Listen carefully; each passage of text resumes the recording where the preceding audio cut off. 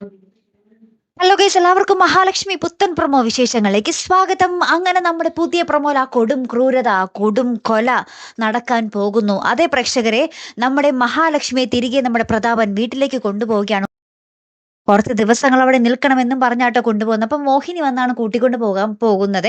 അപ്പൊ നമ്മുടെ കണ്ണൻ പറയുന്നുണ്ട്, കുറച്ച് ദിവസങ്ങളൊന്നും അല്ല, 2 ദിവസം, ഇന്നും നാളെയും നിന്നോ എന്നും പറഞ്ഞിട്ടാണ് നമ്മുടെ കണ്ണൻ വിടുന്നത്. അപ്പൊ മഞ്ജുവും ദുർഗാമ്മയും പറയുന്നുണ്ട്, ഓ ഇവളില്ലാതെ ജീവിക്കാൻ പറ്റില്ലെന്നായി വൺകോന്തന് എന്നൊക്കെ ഇങ്ങനെ പറയുന്നൊക്കെയുണ്ട് കേട്ടോ. അങ്ങനെ നമ്മുടെ കരുണയെയും മഹാലക്ഷ്മിയും നമ്മുടെ പ്രതാപനും മോഹിനിയും നമ്മുടെ മുത്തശ്ശിയും ഒക്കെ കൂടെ വീട്ടിലേക്ക് തിരികെ കൊണ്ടുപോകുകയാട്ടോ. അപ്പൊ അവിടെ ചെല്ലുമ്പോൾ ദാ നമ്മുടെ മുത്തശ്ശിയുടെ വൻ നാടകം ഇങ്ങനെ ഭയങ്കര സ്നേഹത്തോടെ കെട്ടിപ്പിടിക്കാൻ വരുന്നു. അപ്പൊ കരുണ വിചാരിക്കും കരുണയാണെന്ന്. പക്ഷെ കരുണ ഇങ്ങനെ ശശിയായിട്ട് നിൽക്കുന്നുണ്ട്.